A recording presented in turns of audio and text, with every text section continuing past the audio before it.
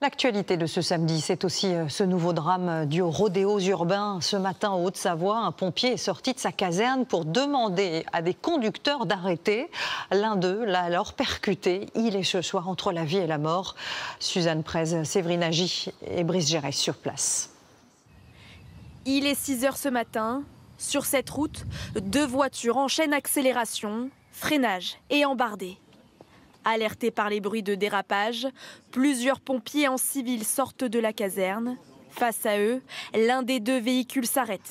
La suite, cette habitante la raconte. Des pompiers ont demandé d'arrêter, etc. Le temps est monté et la voiture, en fait, elle a fait des tours, elle est revenue et elle a foncé sur la personne. Un pompier a été renversé. Le conducteur de la voiture a pris la fuite. Cet après-midi, le ministre de l'Intérieur s'est rendu sur place.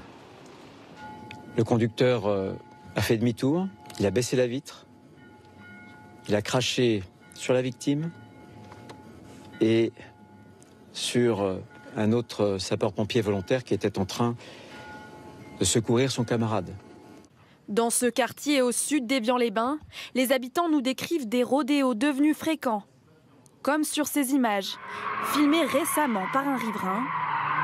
Des accélérations, des dérapages à quelques mètres des maisons.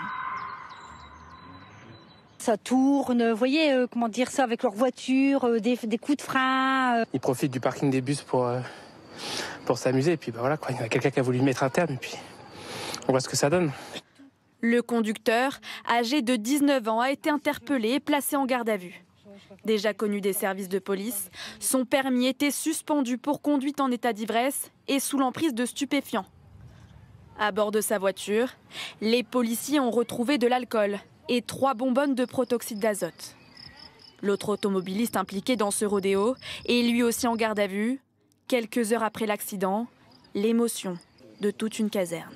Une pensée pour ce pompier qui actuellement lutte pour la vie, qui était un pompier volontaire, qui était là pour rendre service, et on s'acharne sur lui de manière complètement incompréhensible et scandaleuse.